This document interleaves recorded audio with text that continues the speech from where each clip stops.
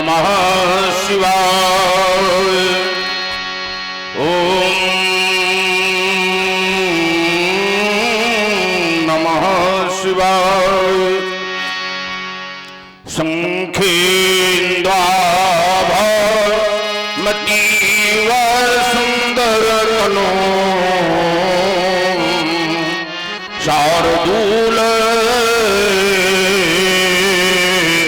चरमावरणो कालव्याल कराल भूषण धुरं गंगा शशांक प्रियं काशी कली कल्मषौघ समना कल्याण कल्पद्रुम नौमी गिरिजापतिमगुणनिधिमो कंदर्पं शंकरम् हिमगिरिक उत्तुंग शृंग पर शैली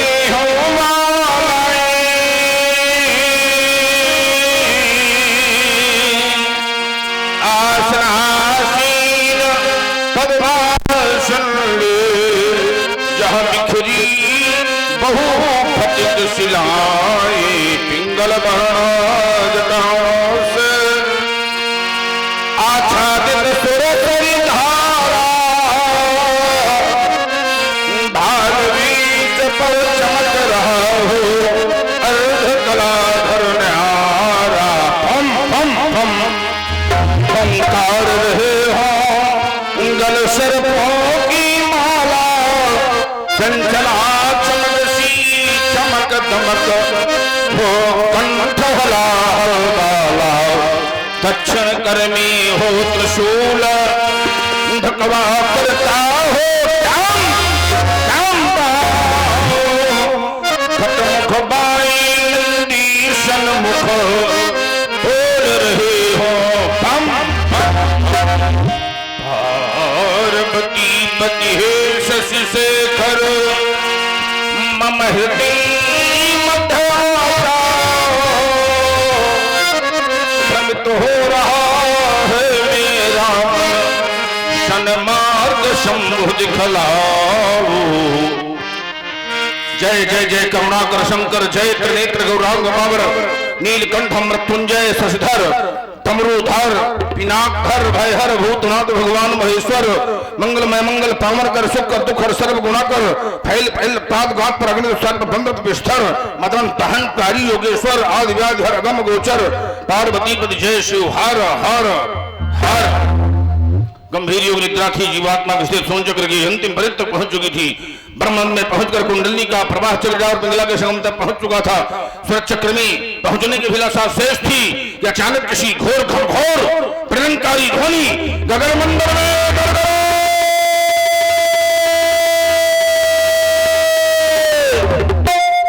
मान होकर के समाज को विक्षुब्ध कर दिया हो।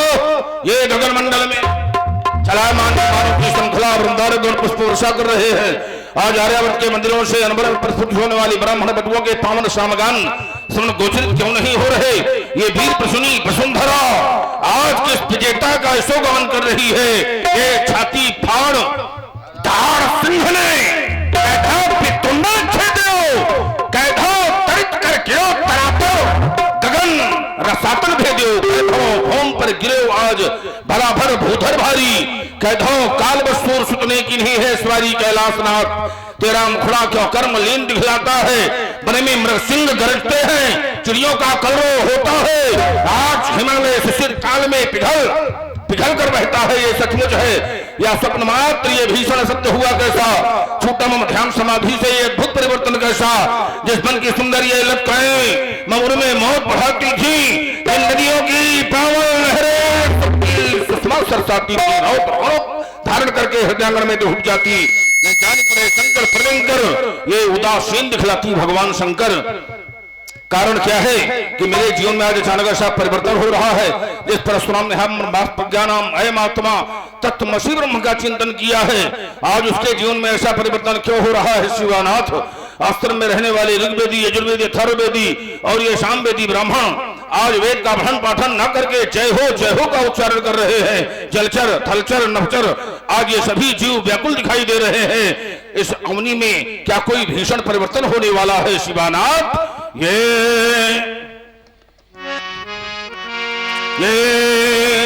भूतल तल पर क्या कोई भूचाल हुआ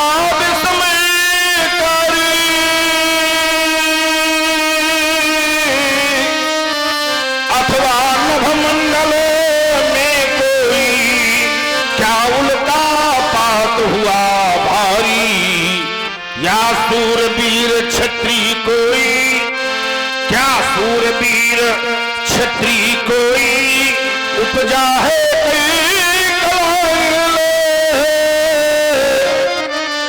अथवा विकलों के बादल गहराने प्रलय घटाए ले, या दसों दिशाओं के दिग्पालों ने, क्या दसों दिशाओं के दिग्पालों ने मिलकर भीषण तोड़ किया, या संपूर्ण विश्व दहलाने को राक्षसों ने अंकुर किया।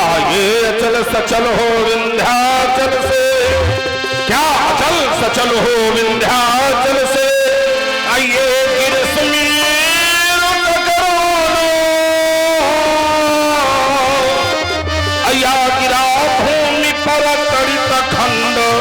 या चित्र मोर चकरानो, ये अभी से कुछ काम उठो हे राम, यही कह मुझे इतिहास बुलाता है। ये दिवाकर चढ़ता जाता है, ये देव हंसते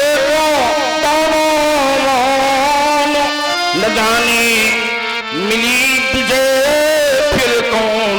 ये भर रही किलकारी वसुधा, लग रही न्यारी कछु वसुधा, नहीं हो है कछु ज्ञान,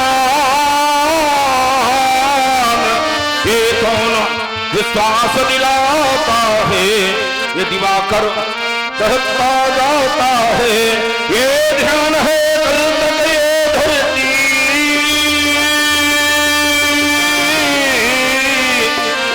दिखाई देती थी परती, पर आज तो नंदन साहरवन, ये कैसा भारी परिवर्तन, दुखों के पतझड़ में मधुमास गंध फूलों सी फैल रही, वही मधुमास बुलाता है। ये दिवाकर चढ़ता जाता है। आज जौन की ओर देखता हूँ अरुण जैसा कुशल सारथी भगवान भास्कर की बागडोर आज अपने हाथ से संभाल नहीं पा रहा। लोकपाल दिग्पाल आज सब कांपते हुए दिखाई दे रहे। माध तुंग संग से लेकर कन्याकुमारी तक, धार्म स्थल से लेकर के गंगा सागर कपिल आश्रम तक पास भयंकर उत्पात दिखाई दे रहा है। मचल रही क्यों आवाज भुजाएं, बस ये कर में परस्त उठाने को, उछल पड़े क्यों चरण हमारे, अरण तांडव दिखलाने को, उमड़ उठी अंतस में ज्वाला वो मंडल दिलाने को मैं दिखा रहा हूं, पर चलूं धरा धसकाने को। समरंध में अधिक रूप से ये गूंज उठा क्यों रव भीषण, या ब्रह्मास्त्र किसी ने छोड़ा करने को कठिन परीक्षण। डगमग डगमग डगमग डगमग करता चला धरातल, बस करने मथन रसातल, परस्पर हे अंगार व्योम से छाए विप्लव के बादल, धोधू जलता नाद उठाने मित्रों के सन्मुख बड़वाना मसलने चला हाथ पे तैयार हुए हो युद्ध, या नैन तीसरा खोला है। गुरुदेव कृपा कर बतलाओ ये विषम गर्ल क्यों खोला है। एक बार योगा चित्त वृत्ति निरोधा के द्वारा इस अशुभ संकेत का कारण विदित करना चाहिए। ओम नमः शिवाय। बात विदित हो गया, जो नहीं होने वाला था वो हो गया। नैमिषारण्य में निवास करने वाले महर्षि दधीच अस्थियों से बने हुए पावन पिनाक का दो खंडों में विभाजन हो गया।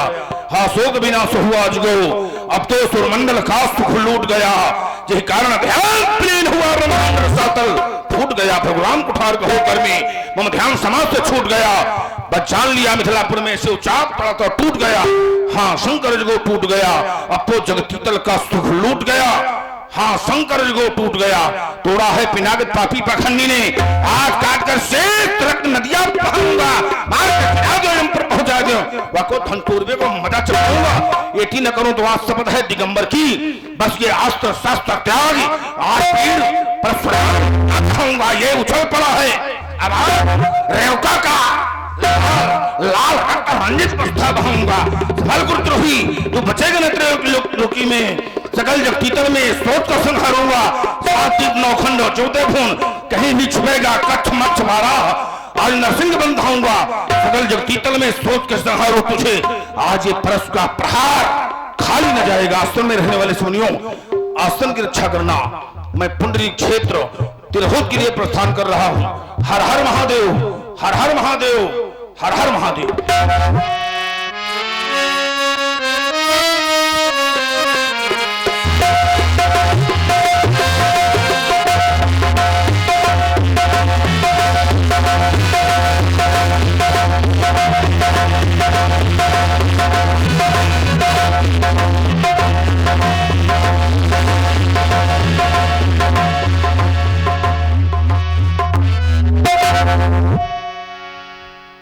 देखत भृगपति सुकराला उठे सका भय बिकल भुआला। पुत समेत कही कही न जनामा, लगे करने सब दंड प्रणामा।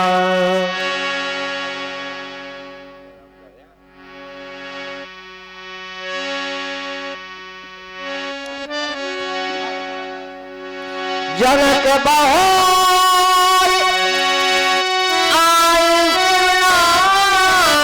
नाला,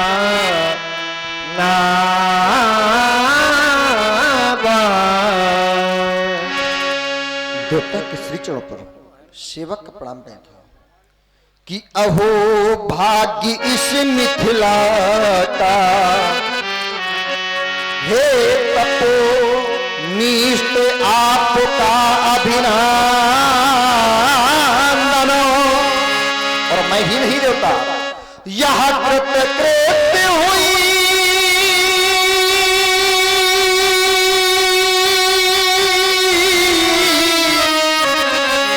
मेरी यह मिथिला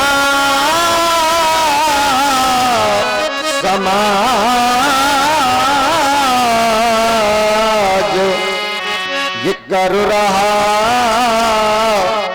चनको है पद वंदनो। ये कर रहा जनक है पद वंदन।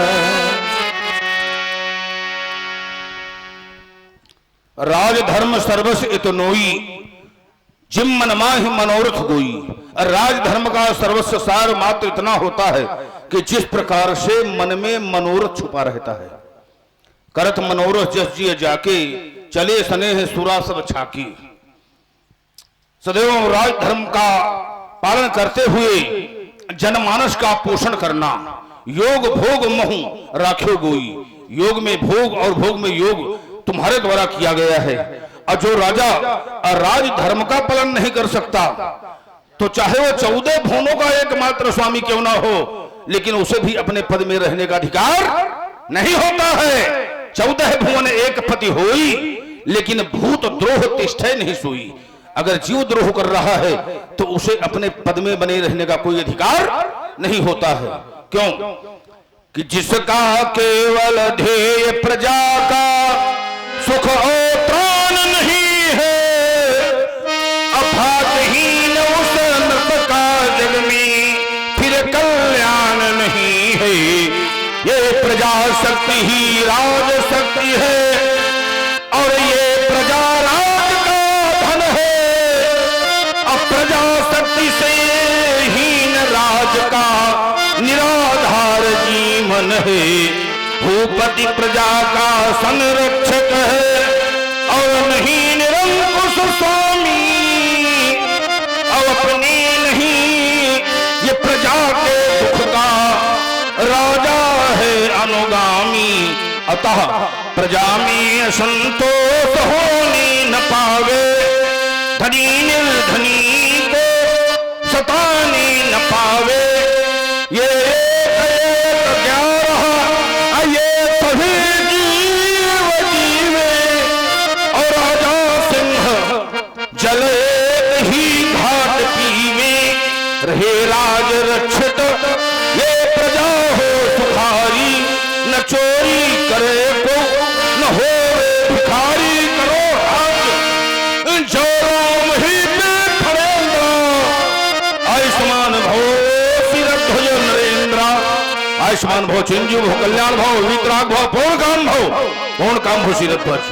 बेटी सीता अच्छी है। तीर बुलाए प्रणाम करावा। देखो ना ये भार्गव परशुराम जी हैं, इनको दोनों हाथ जोकर प्रणाम करो।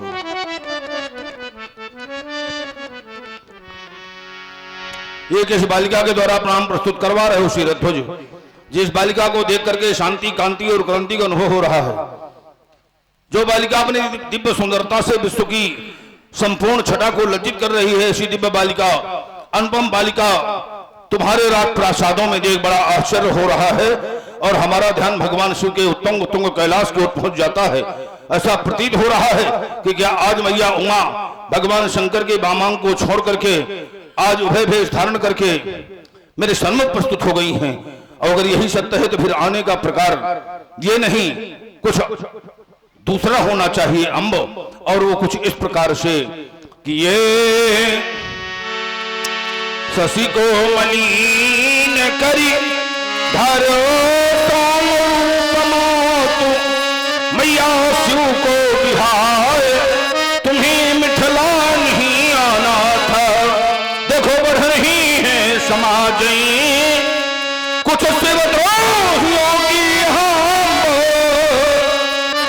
तो फिर गणपति सनानन को साथ तुम्हें लाना था।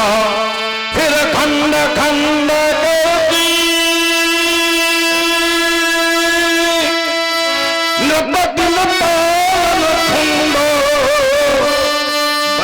भवानी शिवद्रोही मिटाना था, अथवा यदि आना था तो बताना था परशुधर से अरण का ये कंगन मैया मुझे ना बंधाना था। ये भूपति तुम्हारे भवन भगीरथ, ये गंगा सी लहराती खड़ी सामने कौन बालिका मंद मंद मुस्कुराती डूब चले ये नभ के सब उड़गन और छुप भी गया निसार कर। झाँप लिया संध्या ने भी मुख आंचल से शर्मा कर, ये काले केश शेष समलट गई फन फन न फन न फंकारे। अंग सपेरे भूषण वीणा झन झन न झन न झनकारे। बोलो क्यों मौन खड़े हो, ये मन मेरा सकुचाता। आइए प्रगति खड़ी या सुकृत खड़ी या खड़ी स्वयं जगमाता। बालिका का पूर्ण परिचय मैं जानना चाहूंगा शिरध्वज। तपोनिष्ठ इस बालिका के विषय में आप जानना चाहते हैं। यह बालिका हमारी आत्मज नहीं अपितु धनात्मजा है। इसकी प्राप्ति के विषय में देवता कुछ ऐसा है कि क्या ही बात कहूं अपने मुख से, यह मैथिल कर वो कहानी बड़ी और फट जाता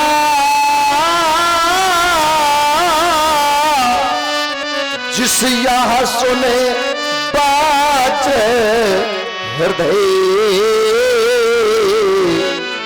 सुप्रभूषण मुखे आज सुनानी पड़ी कि किरकाल तलक यह दसान है। सुख के सब साधन टूट गए और आशा बन गई वो निराशा में। वो सब भाग्य विधाता फूट गए। इतना ही नहीं देता कि अर्थियों पे अर्थियों सजा सजा कर मैं शमशान घाट ले जा रहा था। पर प्रतन किए अनेक मैंने पर कोई भी नहीं जल रहा था। तो मैं देख रहा था खड़े खड़े देवता, मैं देख रहा था खड़े खड़े इन अभिलाओं का सुहाग लुट रहा था। पर सामने नहीं परोक्ष से इस योगी का हृदय रो रहा था। उसी समय देर इस नाजे का आगमन हुआ। उन्होंने कहा, राजन चाहते हैं तुम और तुम्हारी पत्नी रानी सुनैना दोनों मही का तर्पण करो। तो देवता देवऋष नारद जी के कथनानुसार हम चल पड़े कि हल कर सड़े मही का किया और यहाँ प्रकटी सुता अभिराम है। रानी सुनैना ने पाला इसे नाथ सीता नाम है। तो ये वही बालिका है भगवन। देखो ना जो सन्मुख है यहां शोभा पाती है और चाहते हैं कि दो आशीर्वाद इसको भगवन की चरणों में शीश झुकाती है। राष्ट्र में बहुत बड़ी विभीषिका हो गई, यानी बहुत लोगों को यहां से पलायन करना पड़ा। अब बहुत लोगों के प्राण चले गए अन्न के कारण। अन्न है जो तन्न है, नहीं सनासन है। लेकिन विचार हम ये कर रहे हैं कि प्राणी का जन्म कर्मानुसार होता है। पूर्व जन्म के कर्मों के अनुसार ही प्राणी का जन्म होता है और कहां जन्म होगा ये उसके पुण्यों पर निश्चित होता है। अब बहुत से मूर्ख लोग ये कहा करते हैं कि सब यही बना लिया गया है। ना, चातुर्य वर्णमया सृष्टा गुण कर्म विभागसा। गुण और कर्मों के द्वारा ये ब्रह्मा जी के द्वारा निर्मित चारों वर्णों की सृष्टि है। कोई चतुर्थ वर्ण में भी जन्म लेता है, लेकिन बहुत संपन्न परिवार में जन्म लेता है, ये भी उसके पुण्यों का ही फल है। कोई उच्च कुल में जन्म लेता है, लेकिन बड़े निर्धन घर में जन्म होता है। तो सब उसके पुण्यों के द्वारा ही ऐसा संभव होता है। कर्म के द्वारा जन्म होता है और उसके कर्म के द्वारा ही उसकी मृत्यु हो जाती है। ये सिद्धांत है। और राजा प्रजा का संबंध कुछ इस प्रकार से होता है कि राजा के द्वारा पुण्य किया जाए या पाप किया जाए, छठा भाग प्रजा को भोगना पड़ता है। या प्रजा के द्वारा कोई पुण्य पाप किया जाए तो छठा भाग राजा को जाता है।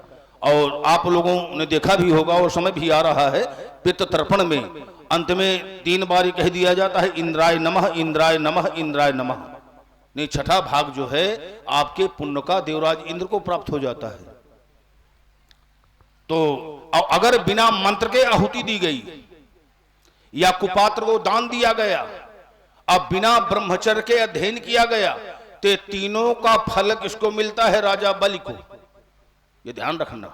तो जब आहुति दी जाए तो मंत्र के माध्यम से, और दान दिया जाए तो सुपात्र को। अगर कुपात्र को दान दे दिया गया तो उससे दैत्य शक्ति जो है बढ़ती है। जैसे भोजन के समय में आप लोगों ने अगर क्रोध करके भोजन किया तो जो उसका बल है तो आपके शत्रुओं को प्राप्त होगा। और इसीलिए जो बुद्धिमान लोग होते हैं आज भी कह देते हैं कि क्रोध मत करो, शांति से जो भी मिला है खा लो, है ना। तो जो सिद्धांत है वो सिद्धांत सदैव अटल रहेगा। तो यहां प्रजा की ऐसी विभीषिका हो गई, तो क्या इनके द्वारा कोई ऐसा अनुचित कर्म किया गया था या तुम्हारे द्वारा कोई ऐसा अनुचित कर्म हुआ जिसके कारण ऐसा कुछ भोगना पड़ा? देवता, कुछ ऐसा होता कि और करे अपराध को और पाव फल भोग, अति विचित्र भगवंत गति को जग जानी जो। देखिए ये सिद्धांत नहीं है और करे अपराध को और पाव फल भोग। ये जानते हो कहां का संदर्भ है? आगे आने वाले भविष्य में ये राजा दशरथ के द्वारा कहा जाएगा कि मेरे द्वारा वरदान दिया गया, यानी मैंने ही अपराध किया। देवासुर संग्राम में जब सहसा आकाशवाणी हुई कि जिस ओर से राजा दशरथ युद्ध करेंगे वही विजयी होगा, तो देवताओं की ओर से शीघ्रता से पवन गए और राजा दशरथ का वर्ण कर दिया। और उसके बाद फिर दैत्य गए तो राजा दशरथ ने कहा कि मैं पहले से देवताओं को वचन दे चुका हूं। दशरथ ने युद्ध किया, विजय हुई। उस समय कैकेयी गई, रथ का कीला निकल गया था, उंगली के माध्यम से उसे रोक रखा। तब उन्होंने कहा था कि मैं 2 वरदान चाहे जब मांग लेना। तो उन्होंने कहा चलिए थाती के रूप में है, जब मेरी इच्छा होगी मांग लूंगी। तो उनका तात्पर्य यह है कि और करे अपराध की अपराध मेरे द्वारा किया गया है, फल तुम्हें भोगना पड़ा है। लेकिन यह सिद्धांत नहीं है कि दूसरा कोई अपराध करेगा दूसरे को फल मिलेगा ना। देखिए रावण के द्वारा ऋषियों का रक्त लेकर के पुंडरीक क्षेत्र में गड़वा दिया गया। ग्रस्त मद नाम के ऋषि दक्षिण भारत में यज्ञ कर रहे थे पुत्री की कामना से। तो जिस घट में मंत्र से मंत्रित जल था उसी घर में रावण ने ऋषि का रक्त ले लिया। तब उन्होंने श्राप भी दिया कि जहां पर रखा जाएगा गाड़ा जाएगा, वहां पर 12 वर्ष का भीषण अकाल पड़ेगा। राजा जनक से शास्त्रार्थ में रावण पराजित हो गया था नैमिषारण्य में। तो उसी प्रतिशोध के कारण रावण ने पुंडरीक क्षेत्र में उस घट को गड़वा दिया कि जब यहां अकाल पड़ेगा, प्रजा भूखों मरेगी, तो राजा नरक का गामी माना जाएगा। जासुराज प्रिय प्रजा दुखारी, सोनर अवश्य नरक अधिकारी। उस समय जल की समस्या का कोई हल नहीं निकल रहा था, और हल बहुत थे लेकिन लौह के हल थे, और आवश्यकता थी सोने के हल की। अगर लौह की हल की आवश्यकता होती तो वो तो तुम्हारे द्वारा संभव हो जाता, क्योंकि इस विषय के मर्मज्ञ हो, क्षत्रिय हो, और क्षत्रियों के द्वारा सदैव लौह यानी अस्त्र शस्त्रों का ही प्रयोग किया जाता है। लेकिन आवश्यकता थी सोने के हल की। दक्षिण भारत सौराष्ट्र के रायपुर के द्वारा स्वर्ण निर्मित हल महाराज पृथ्वी के समय का तुम्हें दिया गया, तुम्हारे द्वारा हलकर्षण किया गया, और हलकर्षण के माध्यम से बालिका का प्रादुर्भाव हुआ। बैसाख शुक्ल पक्ष नवमी मंगलवार पुख नक्षत्र कर्क लग्न और मध्याह्न काल के समय में बालिका का प्रादुर्भाव हुआ। तो तुम सब लोग ये ध्यान रखना, बैसाख शुक्ल नवमी को सीता जी का अवतरण दिवस मनाया करो। कुछ नहीं तो कम से कम घर में एक दीपक तो जला ही सकते हो। जो अपनी वैदिक परंपराएं हैं वो जिस समय यहां मलेच्छों का उत्पत्ति हुआ समाप्त हो गई। जैसे सनातन धर्म का जो 9 वर्ष है तो चैत शुक्ल प्रतिपदा से प्रारंभ होता है, ये ध्यान रखना। तो जो अपना जिस दिन 9 वर्ष प्रारंभ होता है लोगों को पता नहीं चलता कि आज हमारा 9 वर्ष है, और जब मलेच्छों का 9 वर्ष आता है तो लोग कितना मंगल उस समय मनाते हैं। ये कितनी बड़ी विडंबना है कि हम लोग विश्व गुरु हैं और हमारी मान्यता क्या है कि हमारा अनुकरण विश्व ने किया है। लेकिन मलेच्छों का जब उत्पत्ति हुआ तब उन्होंने बरियाई यहां पर ऐसे नियम बनाया कि हमारी संस्कृति का आदर करो। लेकिन अब मलेच्छों का पता नहीं है, अब सनातन का पताका फहरा रहा है। इसलिए जो मलेच्छों के द्वारा कुरीतियां की गई हैं, सनातन में आघात किया गया है, वो सब मिटना चाहिए। बाल के अगली शुभ आशीर्वाद है और मंगल कामना है। ये जोलों बहती रहे निरंतर, ये गंगा यमुना की धारा, और जोलों रहे हिमालय अविचल, जोलों स्थिर धूतारा, जोलों भूमंडल पर फैला, जोलों भूमंडल पर फैला, ये रवि का स्वर्ण प्रकाश रहे, और जोलों चारु चंद्र किरणों से ये मुस्काता आकाश रही, जोलों वसुधा वक्षस्थल पर, जोलों वसुधा वक्षस्थल पर ये नवनिर्झर का हार रहे, और जोलों निशा सुंदरी सजती तारों के श्रृंगार रहे, जोलों उषा प्रिय प्राची की,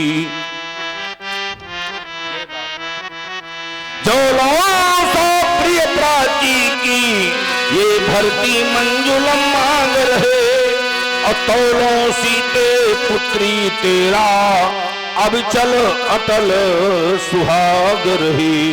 बलगा की मांग का सिंदूर सदा सदा अमर है, राष्ट्रपति भो सदा भो, शुभगा हो कल्याणी भो। आस सदीन सखी हर स्वामी, निज समाज ले गई शयानी, विश्वामित्र मिले पुन आए,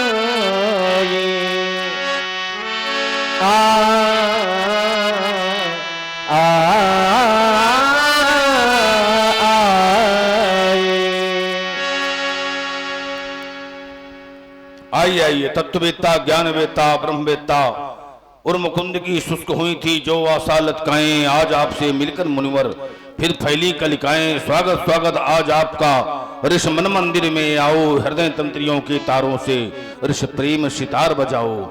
बड़ी प्रसन्नता हुई आज आपसे मिलकर के। हमें अपना वो भी समय याद है कि जब हमारा बचपना था, तुम्हारे इन विशाल कंधों में बैठा करते थे और यज्ञादि के श्रेष्ठ कार्य में एक साथ सदैव रहा करते थे। बड़ा समय बीत जाता था लेकिन सदैव एक ही साथ रहा करते थे यज्ञादि कार्यों में।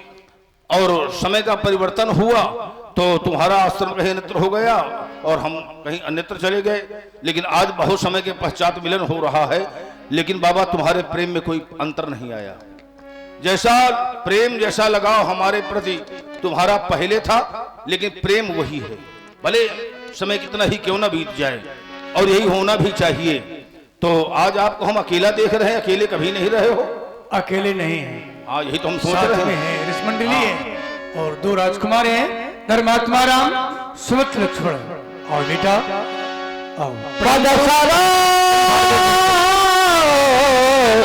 मेरे दुर्भाग्य। मकराकृत कुंडल भवन पंक्ति को लज्जित करने वाले इनके काले घुंघराले केश, मस्तक में लगा हुआ गुरुचन का तिलक देख करके ऐसा प्रतीत हो रहा है कि विश्व में इन बालकों से सुंदर कोई नहीं हो सकता है। देव कुमार, यक्ष कुमार, मुन कुमार, किन्नर कुमार, गंधर्व कुमार बालकों की सुंदरता को देख अपने आप को संकुचित मान रहे हैं। ऐसे सुंदर बालक किस देश के हैं और किस प्रदेश के हैं बाबा? ये भाल विशाल तिलक गोरोचन, ये मंद मंद मुस्काते, और इनकी अनुपम छटा देखी वो कोई मनोजल जाते। इनकी अलगे झलके न्यारी जो मेरे मन को भावे, और उपमा वर्णन करने में ये शारद भी सकुचावे। आइए कसन हसन लखी दामिन भी सकुचाता, श्याम गौर शोभा निहारी मन मेरा खिंचता जाता। वो कौशिक हमें बताए देव, ओ कौशिक हमें बताए दो कि किस घर के ये उजियारे और किस गोदी के लाल है ये, किसके हैं प्राण प्यारे। कौशिक कुमार रावरे कौन, कौशिक कुमार सावरे कौन, इनकी सुंडाकार भुजाएं करे सिंह सा गौन। कौशिक कुमार रावरे कौन, कौशिक कुमार सावरे कौन। इनका परिचय इस प्रकार है। अयोध्या के रहने वाले महाराज दशरथ के पुत्र हैं। जो सौनन का नाम राम है, जो गौरंगन का नाम लक्ष्मण है। राम लखन दो बंधुवर।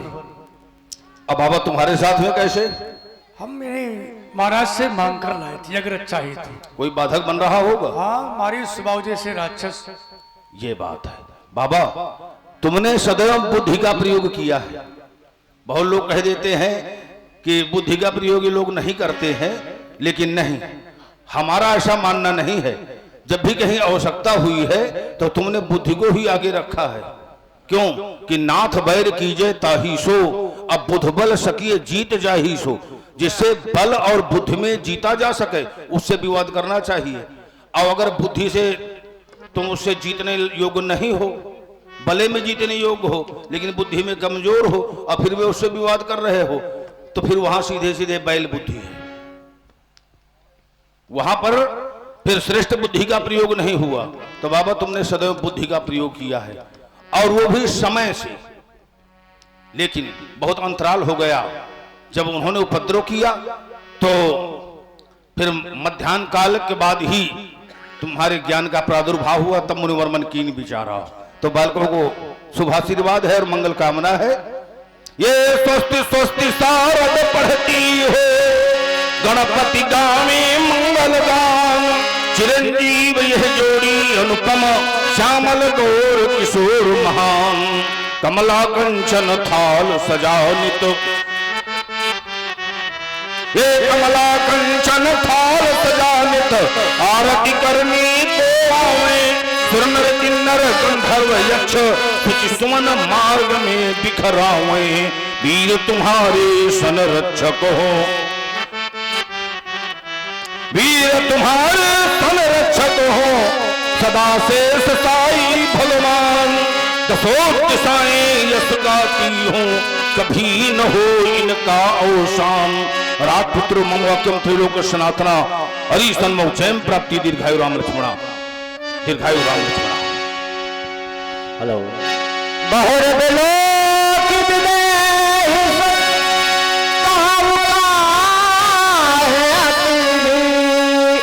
पूछत जान अजान जिन व्यापिव को सजे।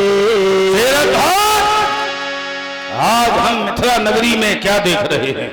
18 योजन 72 कोस से बने हुए एक विस्तृत पांडाल के अंतर्गत जहां तक हमारी दृष्टि जाती है तो त्रिलोक के अधिपति आज मिथिला में कंचन आसनों में विद्यमान है। मिथिला में भीड़ होती थी, लेकिन राजाओं की नहीं, ऋषियों की, मुनियों की, विद्वानों की, ब्राह्मणों की। लेकिन आज अस्त्रों की खनकें, मुक्तों की लपकें, दामिन की धमकें चारों ओर दिखाई दे रही हैं। सीरत ध्वज, इन राजाओं के आने का कारण क्या है? सीरत ध्वज, ये नगर नहीं पहले जैसा, काया ही बदल गई थी। है इंद्रपुरी लज्जित होती, आज जनक इसकी ये बासी भेष दिखाते हैं। सब में दम उत्साह भरा, मिथिला के कड़कड़ में विदेह है हाथ से सटा। अजोज खड़ा के उमर अचानक भीड़ गई, वो जुदाधार विस्मित विदेह। ये तारा भाड़ा कैसी विदेह, ये तारा भाड़ा कैसी विदेह। और ये आगे विश्वनाथ भाई जी की तरफ से यह 21 मुद्राएं पूज्य प्रशांत जी के चरणों प्रदान कर रहे हैं। बहुत बहुत धन्यवाद। समाचार कही जनक सुनाए, यही कारण महीप सब यही प्रकार महीप सब आए। तपोनिष्ठ इन समस्त नेपालों के आने का कारण हमारी बेटी सीता है। हमारी बेटी सीता ने अपनी मैया कथनानुसार उसने एक आश्चर्यजनक कार्य कर दिया कि सीता ने उठा लिया अजगो जिसको लख धीरज मेरा छूट गया, बस उसी समय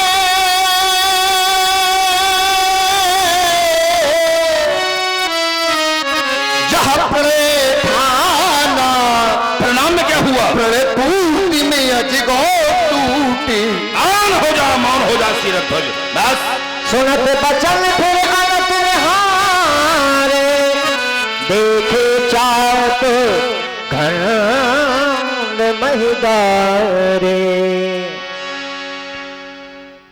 शस्त्रागार के मुकुट, आर्यावर्त के गौरव, भगवान शंकर के करों में सुशोभित रहने वाली प्यारी पिनाक। अब इस धराधाम पर धर्म की रक्षा कौन करेगा? दीन दुखियों को कौन त्राण देगा? साधु महात्माओं को कौन बचाएगा? मां बहनों की लाज की रक्षा कौन करेगा इस धराधाम पर? एक वो समय था जब सारा संसार रक्त के आंसू बहा रहा था, मानवता पतलित हो गई थी, दानवता का तांडव हो रहा था। उस समय दानवता का दमन करके मानवता एक बार तुमने इस धराधाम पर पुनः प्रेषित किया था। आज तुम्हारी यह दुर्दशा हमसे देखी नहीं जा रही प्यारी पिनाक, देखी नहीं जा रही।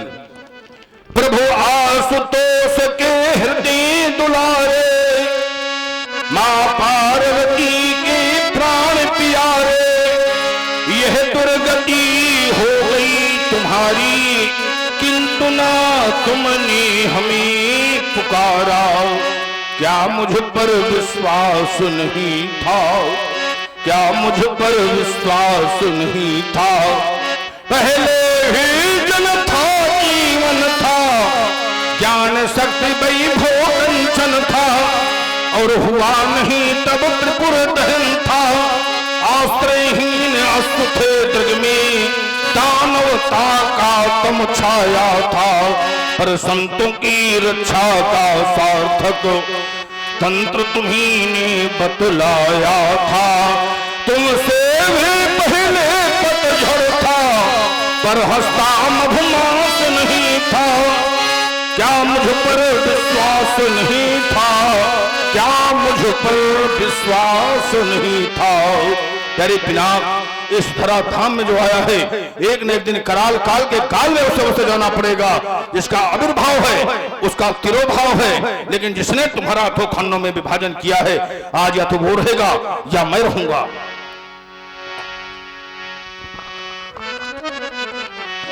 आतुष बोले बचन कठोरा, कहु जड़ जमते धनुष ते तोड़ा। किसने तोड़ा धनुष? और किसने तोड़ा धनुष? हमारे गुरुशंकर भगवान, जिन्होंने दिया पूर्ण वरदान, दिया था देवराज को दान, मिलेंगे इससे ही भगवान। किया कार किसने निठुर? और किसने तोड़ा धनुष? कि जिसने धन के दो खंड करूंगा मैं, उसके 100 खंड अकेला, हो या हो मैं झुंड पितारूं मैं उसके भूतंड, देवतानो हो या हो मनुष्य। और किसने तोड़ा धनुष? और किसने तोड़ा धनुष? वेद दिखार मोहरत आगे, उलटो मही जहां लही तब राजे। पानी रोध हो गई है, बोल नहीं सकता। मैं दूसरा विकल्प दे रहा हूं कि बेग दिखाओ, शीघ्रता से दिखा। देरी से दिखाने में भीड़ में छुप सकता है या भाग सकता है। मूढ़ नत आजू, आज मूढ़ नहीं है, जान बूझ करके ऐसा जघन्य अपराध तेरे द्वारा किया गया है। अगर हमारे बचनों पर तुमने चिंतन नहीं किया, तब आज परिणाम ये भोगना पड़ेगा कि ये उल्टा मही नहीं, उल्टा मही, जहां लाइट तो राजू, जहां तक तेरी रात सीमा है, वहां तक की धरती को उलट दूंगा सीरत पर। अतगर उतर देत न पुनाही, कुटिल भूप हर से मन माही। समय मिलो के लोग समय, जान जान के भे, हृदय न हर सुरसाद कछु, बोले श्री रघुबीर। मेरे महाप्रभु, आप जानना चाहते हैं इस अजगों का खंडन किसके द्वारा किया गया है? हे देवता, इस अजगों का खनन जिसके भी द्वारा किया गया है वो कोई दूसरा नहीं आपका दास ही है। हे भगवान, शिव धनुष तोड़ने वाला तो कोई शिव प्यारा ही होगा, जिसने ऐसा यह कार्य किया, बहुदास आपका ही होगा। जो कोई पात्र है ऋषियों का, वह कब किससे डर सकता है। जिस पर है कृपा, जिस पर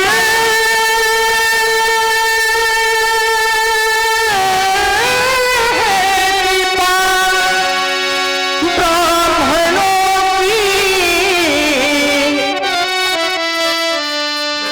यह कार्य वही कर सकता है।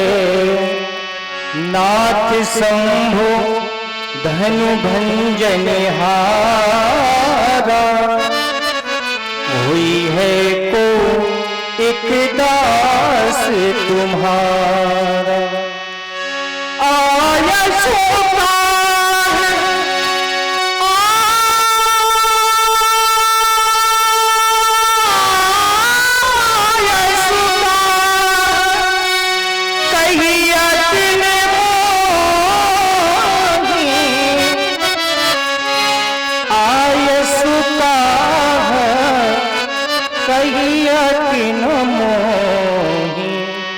कहीं कहीं भगवान मेरे लिए क्या आज्ञा है। सभी लोग भयभीत हो गए। समाज में किसी में साहस नहीं रहा कि कोई हमारे समीप आ जाए। जब कोई नहीं आया तो तुम्हें स्वयं आना पड़ा। बोले श्री रघुवीर, धर्म यश स्त्री ज्ञान वैराग्य और मोक्ष ये खट स्तर होते हैं, बिना स्त्री के पांचों अधूरे बने रहते हैं। आज बोले श्री रघुवीर, वचनों पर विचार करता हूं तो तुम्हारे वचन रचना से युक्त है राम। नाथ शंभु धनु भंजन हारा, होई क्यों होगा कोई यहाँ पर अनिश्चयवाचक सर्वनाम का प्रयोग कर दिया। दास, जब मैं दास पर चिंतन करता हूं तो देह बुद्धिया तो दासो हम, जीव बुद्धिया तो दंशकः, तत्व बुद्धिया तुमेवाह इतमे निश्चिता मति है।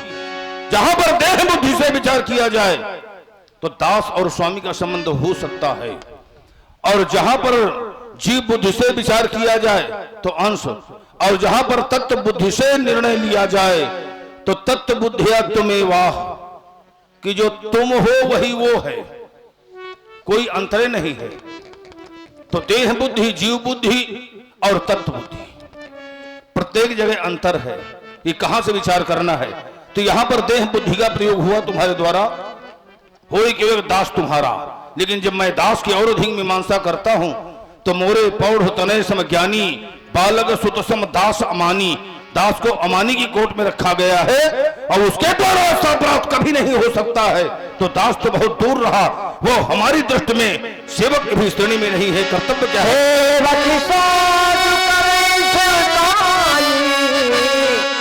अरे करनी करे करिए सेवक का काम है आकर करे सेवकाई, शत्रुता का काम करके फिर हमसे करे लड़ाई। सेवक स्वामी स्वभाव सुहावन, नेम प्रेम पावन पावन, सिर भर जाओ चितस मोरा, सबते सेवक धर्म कठोरा।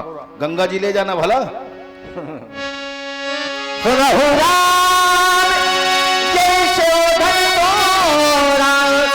सहस बाहु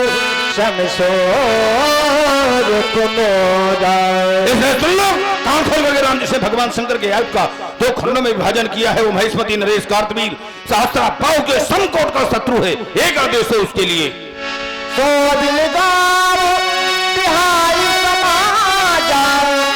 तुम्हारे जय है सब राजा। 100 बिल गाओ, उसको अलग करो, चाहे 100 बिल लगाओ, सबसे अलग होगा राजा।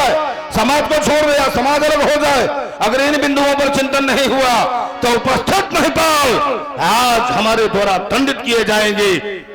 ये हमारी घोषणा है। आज सुन बोले बचन लखन मुस्काने, बोले परसो धरहे अपमाने।